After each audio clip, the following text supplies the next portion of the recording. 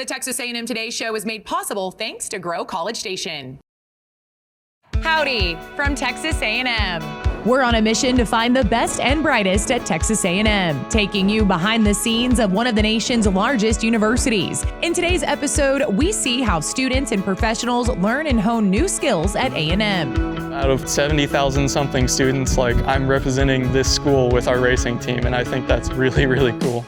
We make a difference every day. Somewhere we don't always find out about it, but we are grateful when we do. The feeling of seeing my art in a video game is just something it's like magical almost. Welcome to campus. Welcome to Texas A&M Today. Howdy, I'm your host Chelsea Reber at the beautiful Jack K. Williams Administration Building on the campus of Texas A&M University. There's an 8-time national championship team on campus, but it might not be a team you're thinking of. It's Formula SAE, a team that competes with small formula-style race cars. From the workshop to the track, this entirely student-led organization showed us the ropes of building a car from the ground up.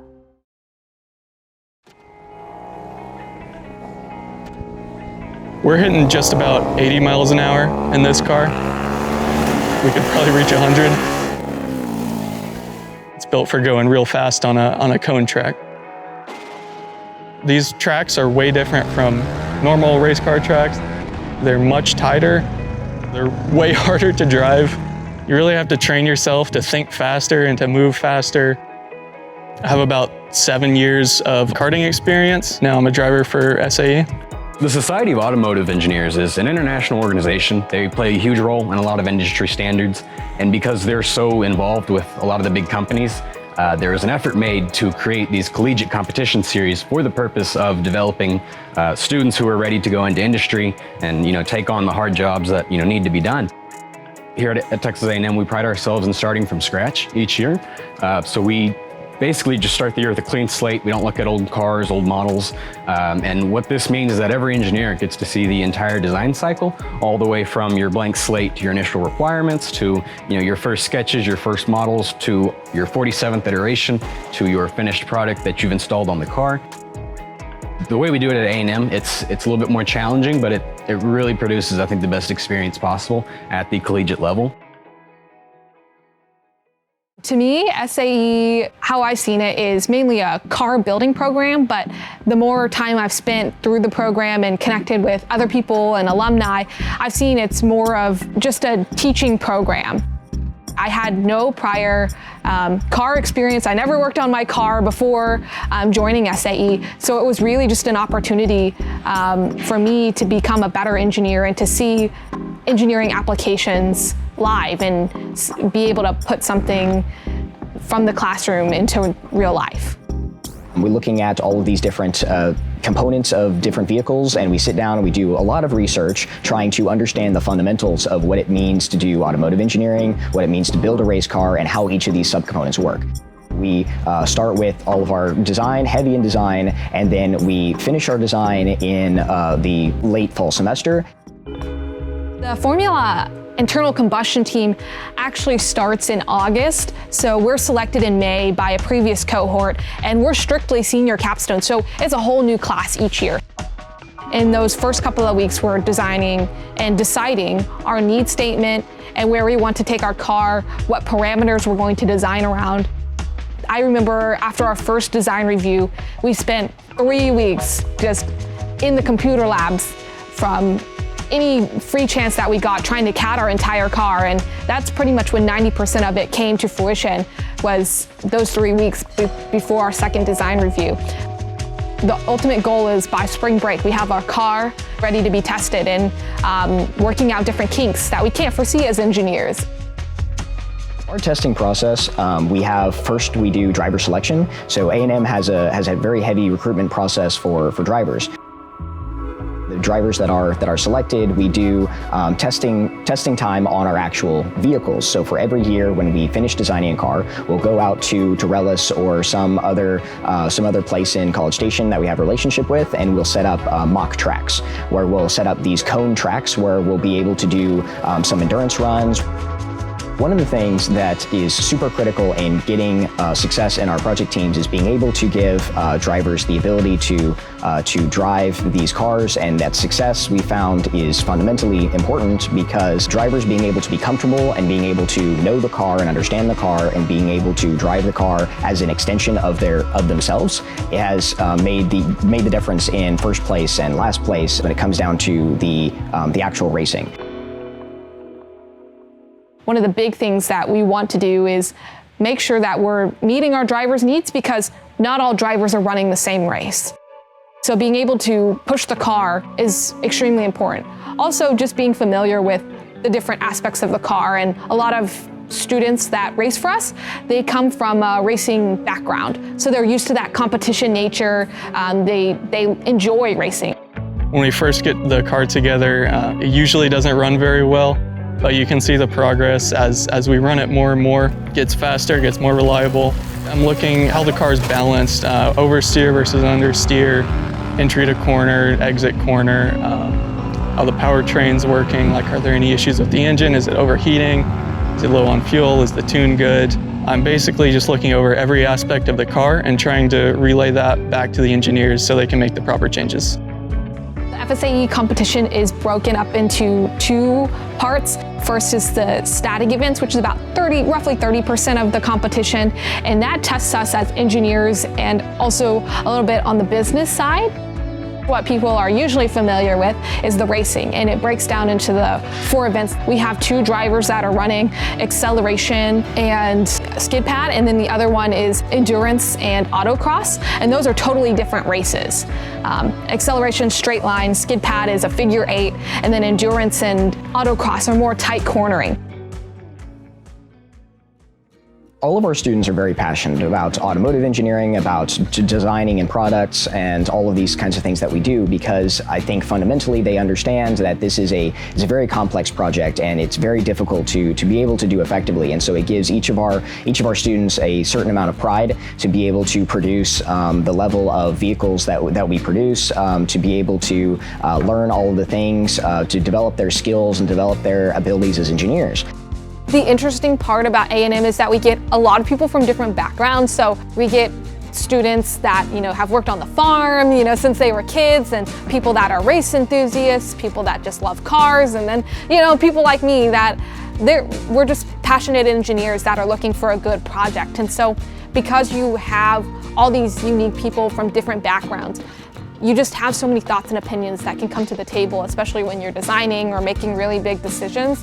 And I think the best part about this experience was just being able to learn from other people and how they think or how they approach a problem. And it's just a very rewarding experience to be part of a team that cares so much about what they do.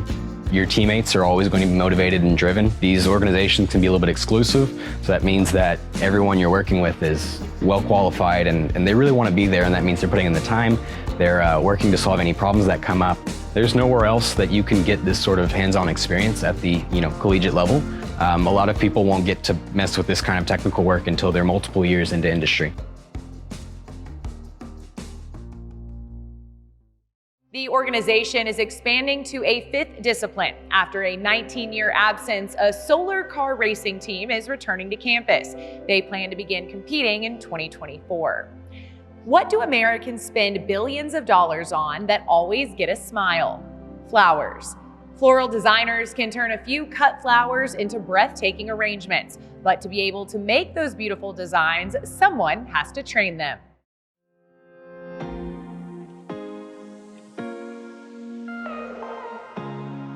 Wedding bouquets, event centerpieces, and Valentine's Day arrangements don't just happen on their own. It takes a trained eye to mesh colors, styles, and methods into cohesive, stunning designs. That's where Bill McKinley comes in. He's Texas A&M's resident floral expert, and today he's going to teach me. You have to know, the ins and outs of art, elements, principles of design, but you also need to know how those things go together and how plants grow in order to make an aesthetically appealing design. Bringing years of experience to the job, McKinley teaches students during the school year and trains professionals during the summer. His small classes are immensely popular and hard to get into. Probably only about 4 or 5 other universities have floral design. We get participants from all over the country, all over the world. We have someone from Taiwan, we have someone from Hong Kong and Korea just recently. If you've been to a university event, you've seen his work. He designs arrangements for dozens of events each year for clients like the president, the chancellor, athletics, and more.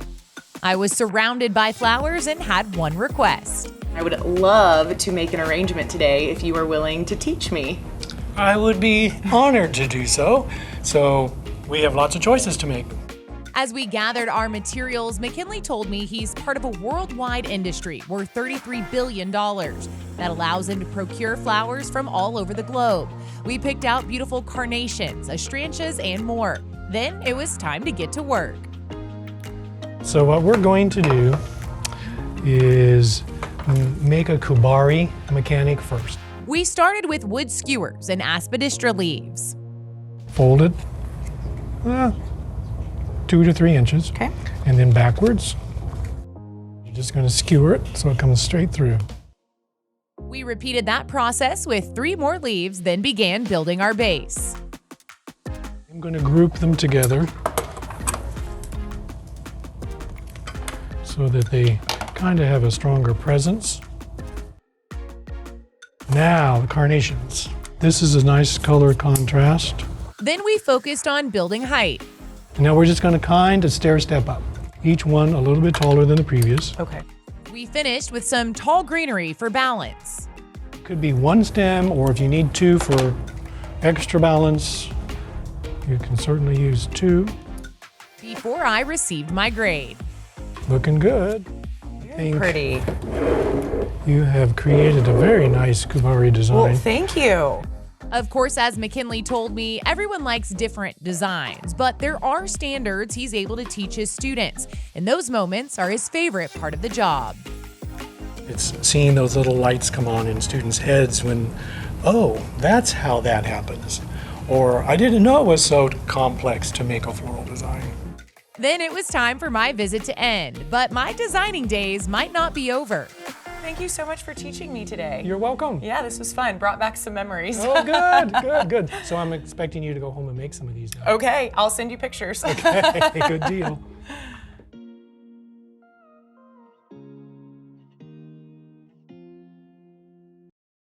The design Bill McKinley walked me through was beautiful, and the process was a lot of fun. We've put the full video of his demonstration on our YouTube channel as an exclusive digital bonus. How long would it take you to make a video game? Could you do it in 48 hours? I couldn't, but some of our talented visualization students can. Every year, they invite other schools to campus to compete in the nation's largest collegiate game jam. It's about having fun, building confidence, and networking with the pros.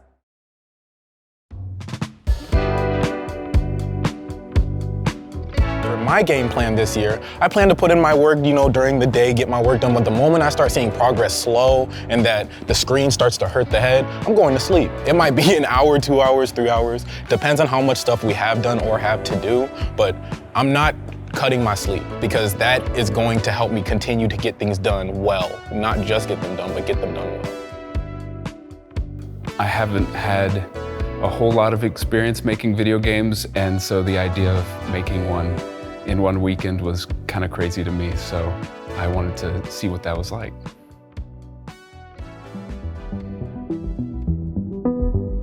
What sets Chillennium apart from other game jams? Well, number one, it's the largest collegiate in-person game jam in the world.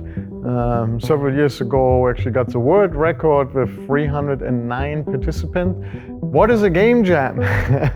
It's a group of people getting together and making a game in a specified amount of time, given a prompt. So in the case of Chillennium, it's 48 hours. The participants or students, college students, are being given a prompt this evening, and then they have 48 hours to make a game.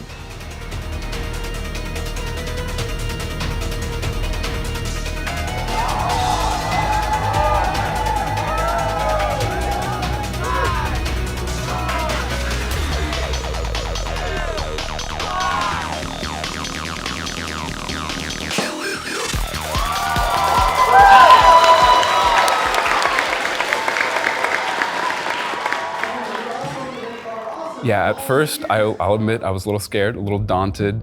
When they announced the theme, it was a big rush to get an idea as fast as you could in order to start because again, we didn't have much time.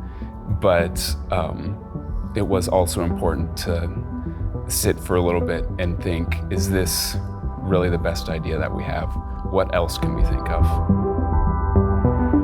This Millennium, we're expecting 234 participants from 24 different schools. We have many industry mentors here from major gaming company.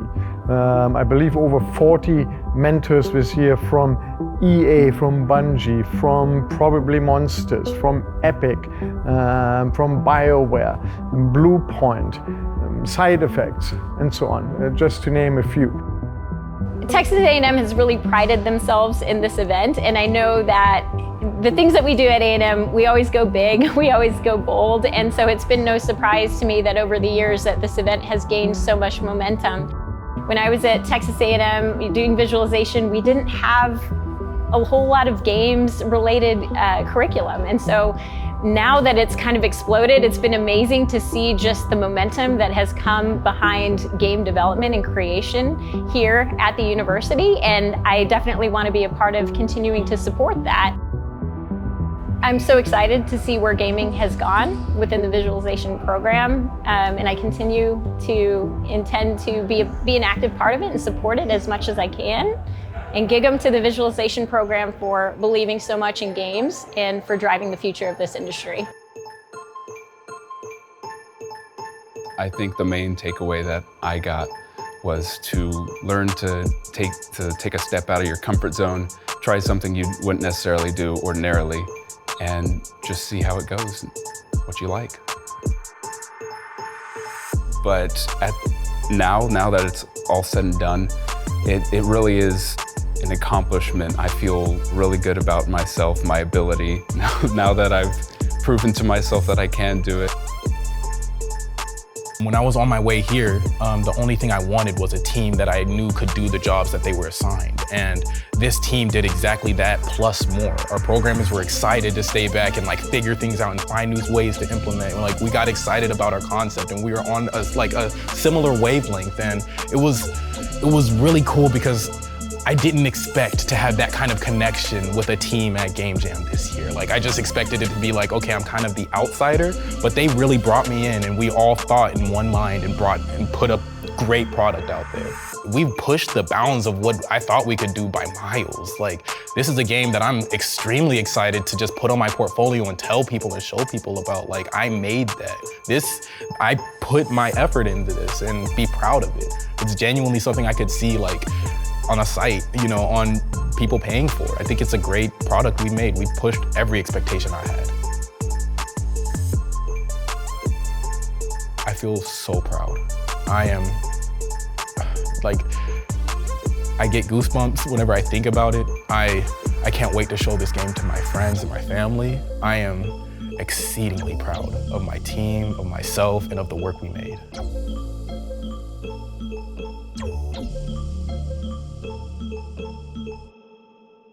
Most of the games are available for download, and a few can be played in a web browser. Head to the show page on our website for a link if you'd like to check out the games for yourself. Now it's time for an Aggie fact, and it's about the building I'm in today. Plenty of graduation and wedding photos are taken in front of the beautiful Jack K. Williams Administration Building, but the inside might be even more picturesque. Built in 1932, the decorations are rich and high quality, and it could take hours to see all the details. There's stained glass, murals, and a map of Texas. Bronze, marble, and gold leaf are everywhere. Former Architecture Department head Ernest Langford once called the building the most grandiosely conceived structure ever built on campus.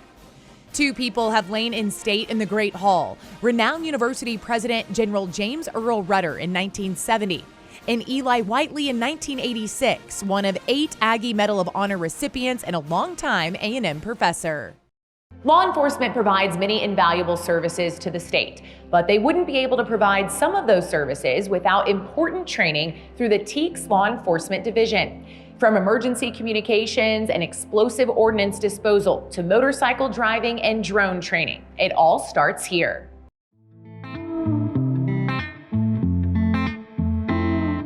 Anything that a community needs to survive on a daily basis, and particularly during an emergency, TEEX provides it, including emergency management training.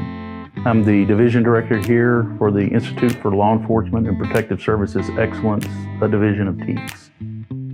Our organization was established to provide law enforcement extension training. We are the organization as a state agency that is responsible from one end of the state to the other to provide training to particularly rural and under-resourced parts of Texas to go and deliver those trainings where officers and agencies find it difficult to get high-quality law enforcement training. Just about anything that you can think of that is in the protective services or security field. So in addition to very basic law enforcement training, we have this layered advanced training for things like our bomb disposal, or rather our UXO program. We also have a humanitarian demining program. We just recently had some individuals that have been serving in Ukraine come and get their certification so they can go back and keep rendering those humanitarian services, this time in the form of ordnance disposal. And we're real proud to be part of those efforts. Because it is a powder train time fuse. If you look right here, see the seam? Yeah. So it's parallel side.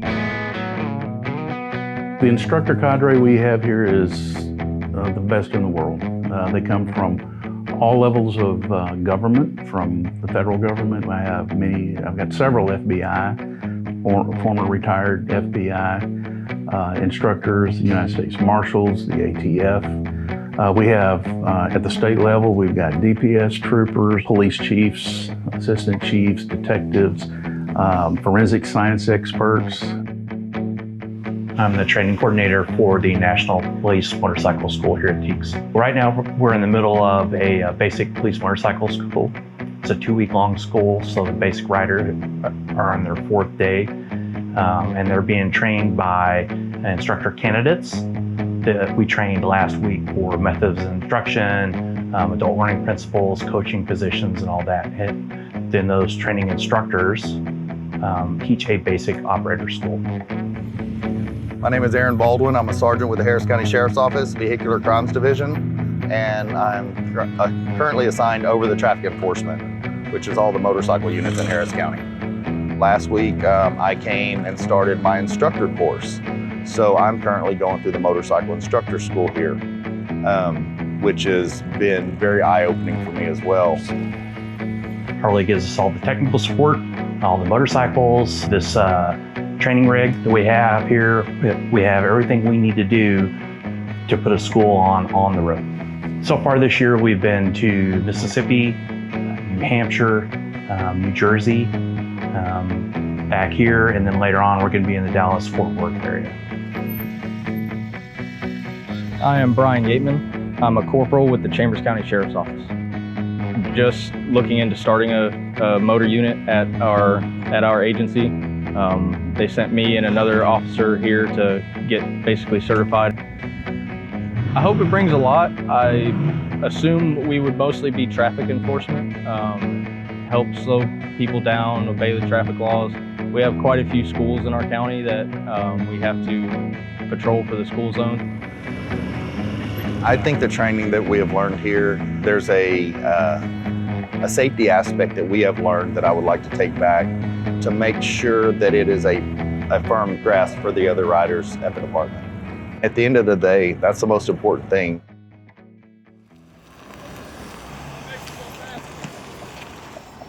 Pull them back or push them forward. We'll get up there close, Jet. You have to have safe officers out here riding around the street because we don't want them to get hurt. We don't want them to hurt somebody else.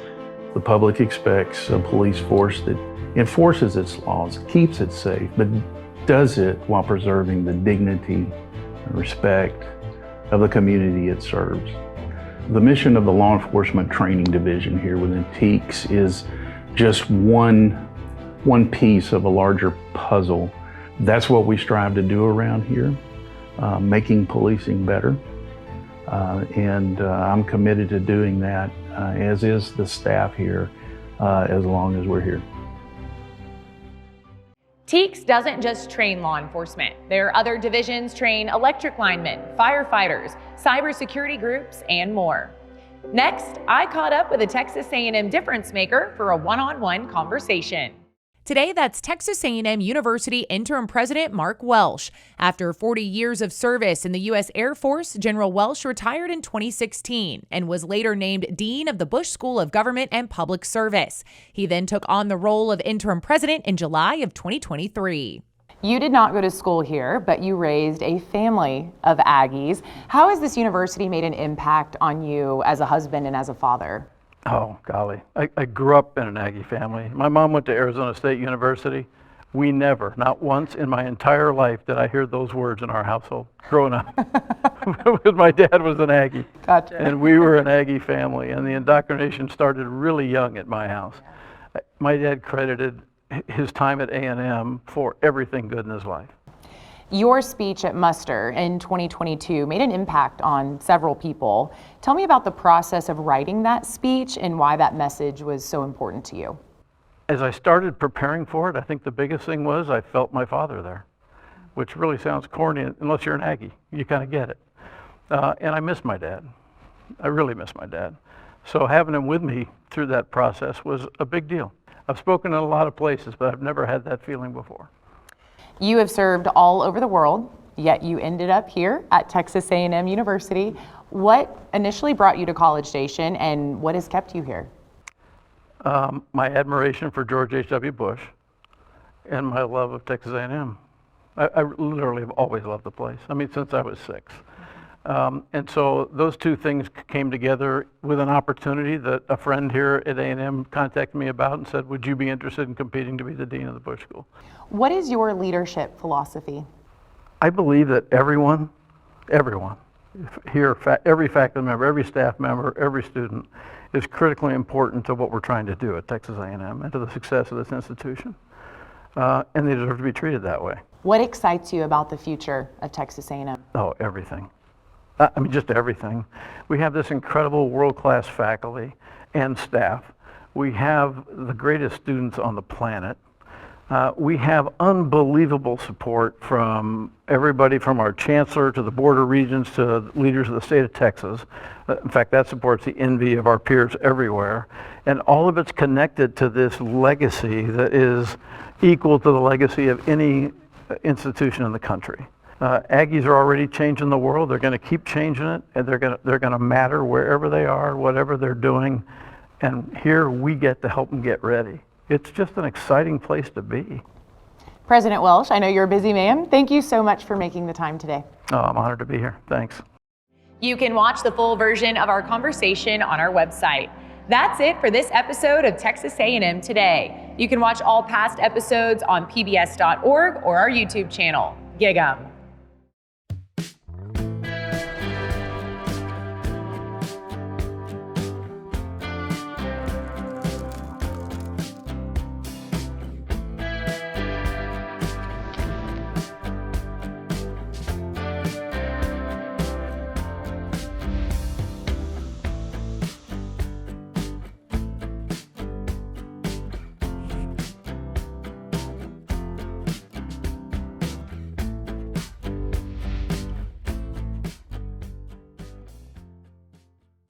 The Texas A&M Today show is made possible thanks to Grow College Station.